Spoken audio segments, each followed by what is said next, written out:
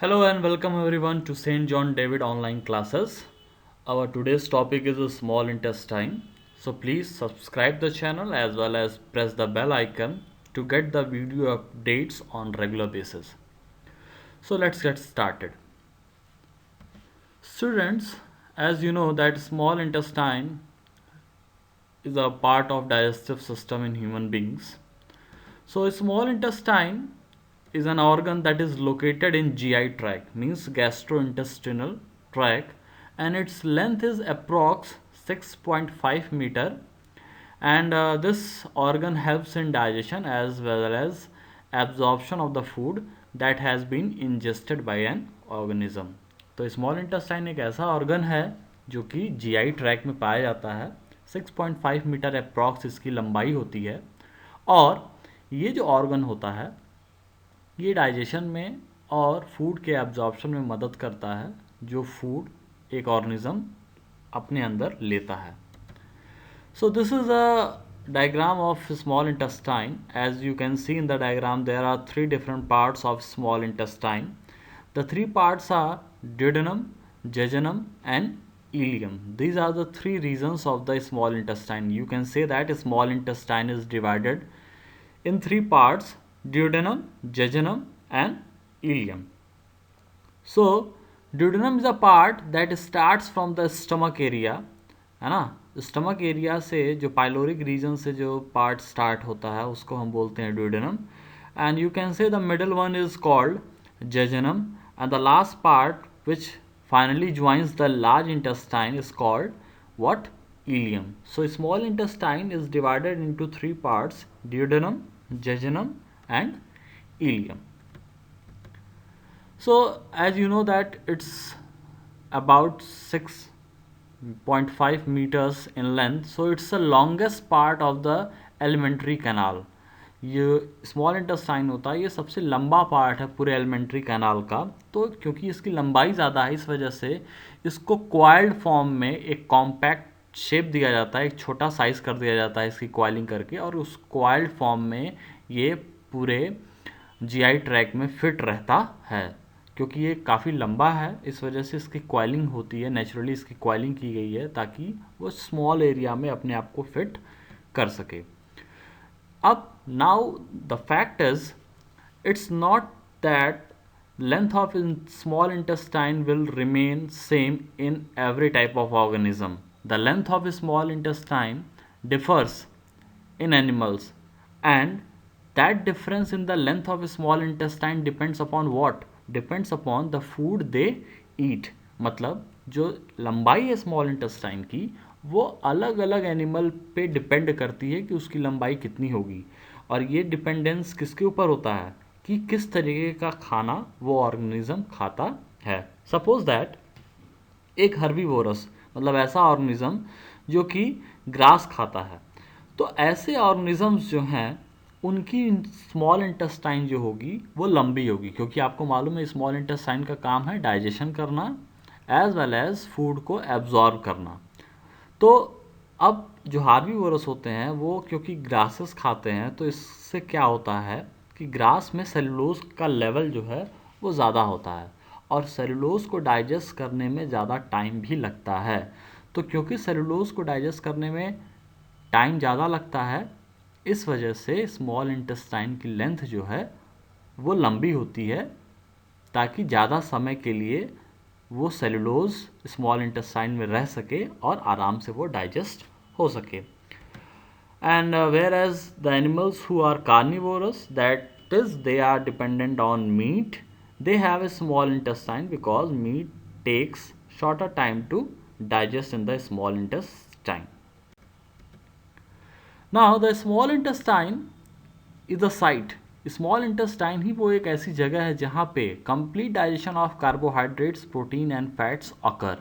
यही एक ऐसी जगह है जहाँ पे जो हमारे फूड में कार्बोहाइड्रेट्स होते हैं, जो प्रोटीन्स होते हैं और जो फैट्स होते हैं, इन चीज़ों का कंप्लीट तरीके से डाइजेशन स्मॉल इंटेस्टाइन के अंदर होता है. तो ये होता कैसे है इसके बारे में आपको बताना चाहता हूँ कि the first part of the small intestine if you remember is the duodenum. तो डियोडेनम वाले पार्ट में लिवर अपने बाइल को और पैंक्रियाज अपने एंजाइम्स को ये बाइल और एंजाइम्स कहाँ से, पैंक्रियाज से एंजाइम और बाइल जूस, ये दोनों सिक्रीशंस डियोडेनम में एंटर करते हैं स्मॉल इंटेस्टाइन के, और इन दोनों सिक्रीशंस से ये सारे जो कार्बोहाइड्रेट्स हैं और प्रोटीन्स और जो फैट्स हैं इनका डाइजेशन अटेन किया जाता है, इनका डाइजेशन अचीव किया जाता है। तो स्मॉल इंटेस्टाइन में जैसा कि मैंने आपको बताया कि कार्बोहाइड्रेट्स, प्रोटीन और फैट्स का डाइजेशन होता है, तो इसके डाइजेशन में मदद करने के लिए किस तरीके से ये डाइजेस्ट होते हैं, ये डाइजेस्ट होते हैं विद द सिक्रीशंस, और वो सिक्रीशंस है कौन कौन से, बाइल है और पैंक्रियाटिक एंजाइम्स हैं। ये दोनों चीज़ें स्मॉल इंटेस्टाइन के ड्यूडेनम पार्ट में डाली जाती हैं और ये दोनों ही जो हैं इन फूड्स को डाइजेस्ट करने का काम करते हैं। So as I have told earlier that stomach के अंदर HCl होता है जो कि पायरोटिड ग्लैंड से सिक्रीट होता है। तो उसकी वजह से क्या होता है कि HCl जो है वो एसिडिक प्रॉपर्टी रखता है, तो पूरा फूड जो है स्टमक में वो एसिडिक इन्वायरमेंट में हो जाता है। Now the food which travels from stomach to small intestine that is also in acidic medium, क्योंकि वो HCl के टच में रहा था और अब वो स्मॉल इंटेस्टाइन में आया है, तो इसका मीन्स क्या होगा कि वो फूड अभी भी एसिडिक होगा, है ना। तो वो फूड जो कि एसिडिक है अब वो स्मॉल इंटेस्टाइन में इंटर हुआ है, तो अब स्मॉल इंटेस्टाइन में पैंक्रियाटिक एंजाइम्स जो हैं वो डिलीवर होते हैं ताकि स्मॉल इंटेस्टाइन में डाइजेशन किया जा सके। अब यहाँ पे चेंज क्या है कि वो पैंक्रियाटिक एंजाइम बेसिक इन्वायरमेंट में काम कर सकते हैं, एसिडिक इन्वायरमेंट में काम नहीं कर सकते हैं। तो फूड जो है क्योंकि वो एसिडिक इन्वायरमेंट से आया है तो वो एसिडिक इन नेचर होगा, तो वहाँ पे पैंक्रियाटिक एंजाइम काम नहीं कर पाएंगे और उनको वो डाइजेस्ट नहीं कर पाएंगे।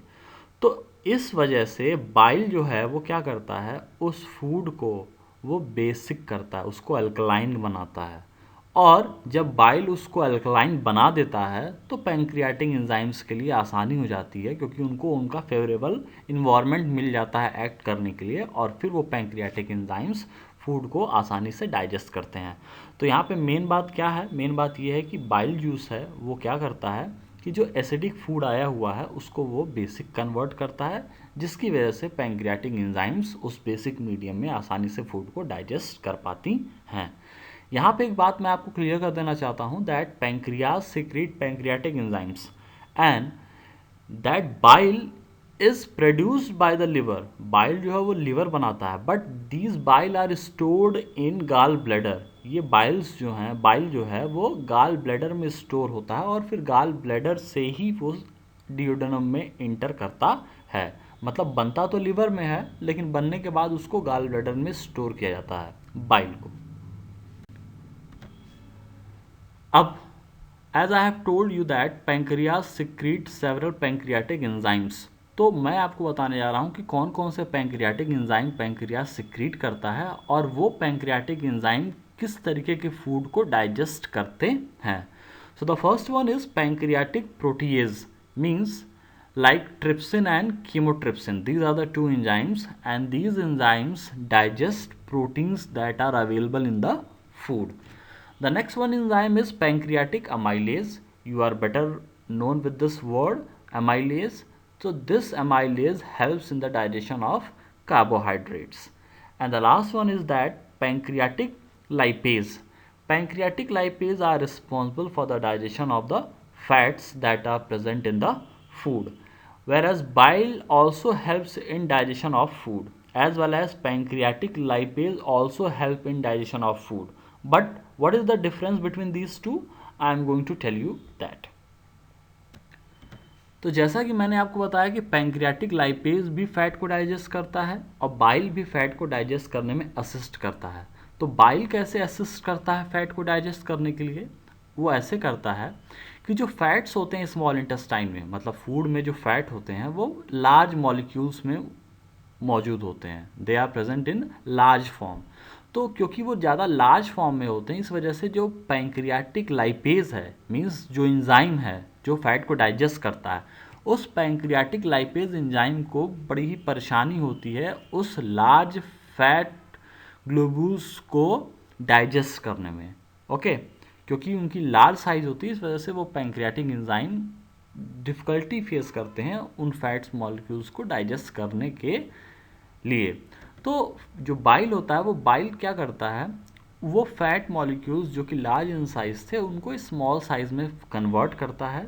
तो स्मॉल साइज में कन्वर्ट होने की वजह से क्या होता है, उसकी सरफेस एरिया बढ़ जाती है, फैट मॉलिक्यूल्स की सरफेस एरिया बढ़ जाती है, और उस सरफेस एरिया की इंक्रीज़ की वजह से जो पैंक्रियाटिक लाइपेज एंजाइम था वो आसानी से एक्ट कर पाते हैं उन फैट पे और उनको आसानी से डाइजेस्ट कर पाते हैं।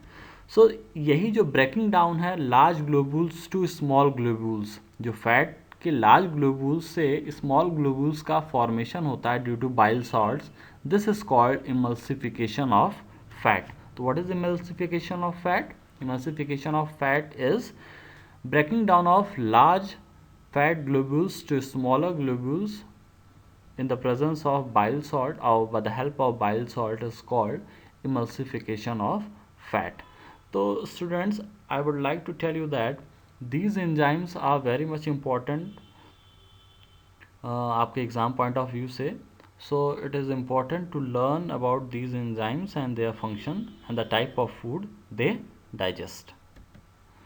So the enzyme that are present in the small intestine, they finally convert all the materials like proteins that are present in the food, they finally convert the protein into amino acids, and they convert the carbohydrates into glucose, and fats are converted into fatty acids and glycerol.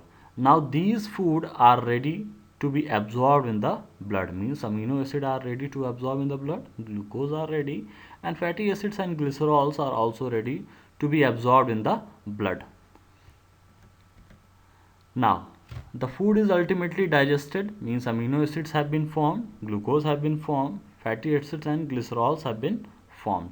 Now it's time to send them in the bloodstream so that the blood can deliver all these components to all the types of cells that are present in our body. So for this purpose कि किस तरीके से वो जो food अब finally body को absorb करने लायक आ चुके हैं, बन चुके हैं, उनको कैसे अब ब्लड में भेजा जाए।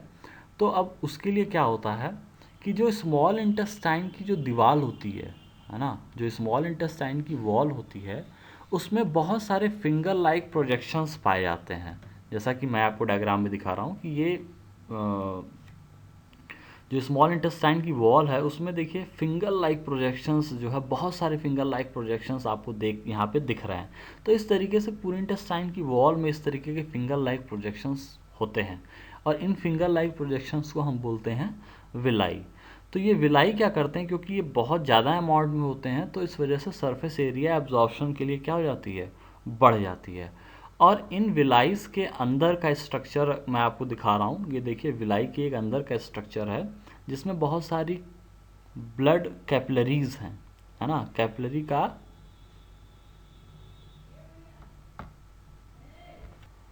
तो ये जो नेटवर्क की कैपिलरीज विलाई में पाई जाती हैं, इन्हीं कैपिलरी नेटवर्क के थ्रू ये विलाइज जो हैं फूड को ट्रांसफ़र करती हैं। अगर आपको कैपिलरी के बारे में ना मालूम हो तो मैं कैपिलरीज़ के बारे में आपको बताता हूँ कि जो कैपिलरीज़ होती हैं ये ब्लड वेसल्स होती हैं।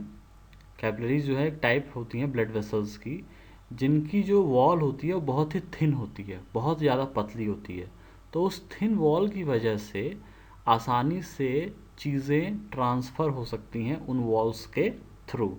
तो जो अल्टीमेट फूड बना है, जो अमीनो एसिड्स बने हैं, जो ग्लूकोज बना है, जो फैटी एसिड्स बने हैं, वो आसानी से इंटेस्टाइन की वॉल से इन कैपिलरीज़ में ट्रांसफ़र हो जाते हैं।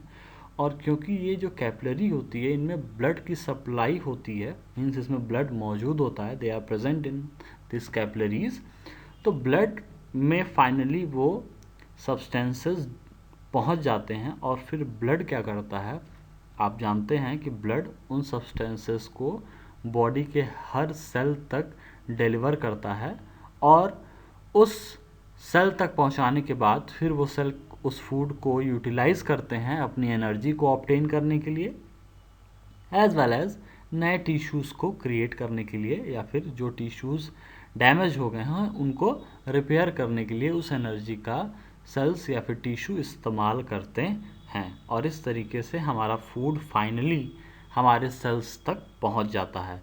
तो फूड जो फाइनली हमारे सेल तक पहुंचता है वो स्मॉल इंटेस्टाइन की विलाई के थ्रू पहुंचता है। विलाइस के अंदर कैपिलरीज होती हैं, वो कैपिलरीज बहुत ही थिन होती हैं जिससे कि फूड आसानी से उन कैपिलरी के अंदर ट्रांसफ़र हो जाता है और कैपिलरी में ब्लड होता है, फिर वो ब्लड उन फूड को सेल तक ले जाता है और फिर वो सेल उस फूड को ऑब्टेन करके अपनी लिए नए टिश्यूज़ या फिर ओल्ड टिश्यूज़ को रिपेयर करते हैं, अपने लिए एनर्जी को ऑब्टेन करते हैं। After the absorption of the food, blood तक फूड पहुंच गया, ब्लड से सेल्स तक पहुंच गया। अब बची बात कि जो ऐसे फूड जो कि एब्जॉर्ब नहीं हो पाए हैं, जो कि अनएब्जॉर्ब्ड रह गए हैं, तो उनको फिर स्मॉल इंटेस्टाइन से लार्ज इंटेस्टाइन में भेज दिया जाता है। फिर लार्ज इंटेस्टाइन में जाने के बाद उस फूड में जो एक्सेस ऑफ वाटर होता है तो लार्ज इंटेस्टाइन की वॉल जो है उन वाटर को एब्जॉर्ब कर लेती हैं, क्योंकि आपको मालूम है कि पानी जो है वो बॉडी में ज़रूरत होती है हर चीज़ के लिए। तो पानी को बहुत ज़्यादा बॉडी बर्बाद नहीं करना चाहती है, तो जो उसमें फूड में जो वाटर होता है तो उस वाटर को बॉडी जितनी उसकी ज़रूरत होती है उसके हिसाब से उसमें से वापस से एब्जॉर्ब कर लेती है अपने अंदर। और उसके बाद फिर जो रेस्ट मटेरियल बच जाता है जो कि फीसेस में कन्वर्ट हो जाता है उसको एनस के through outside the body deliver कर दिया जाता है। तो एनस पे एक एनल स्फिंक्टर होता है, एक वॉल्व होता है जो कि आप कह सकते हैं कि पार्शली वॉलेंट्री होता है। मतलब वो वॉल जो है पार्शली वॉलेंट्री मतलब एक कह सकते हैं कि आधे तौर पे आपके हिसाब से काम करता है। जब फीसस को डिलीवर करना होता है वो ह्यूमन बींग्स के विल पे होता है कि कब उसको फीसस को एक्सक्रीट करना है। तो इसके लिए एनल स्पिंचर्स होते हैं और वो स्पिंचर्स जो है रेगुलेट करते हैं कि वेस्ट मटेरियल को कब एग्जिट होना है। तो हम लार्ज इंटेस्टाइन के बारे में थोड़ा सा और डिटेल में पढ़ लेंगे नेक्स्ट वीडियो में। Till then students revise all these videos, all these topics and study at home, be safe at home. So please like, subscribe and share the videos among yourself. Okay, thank you.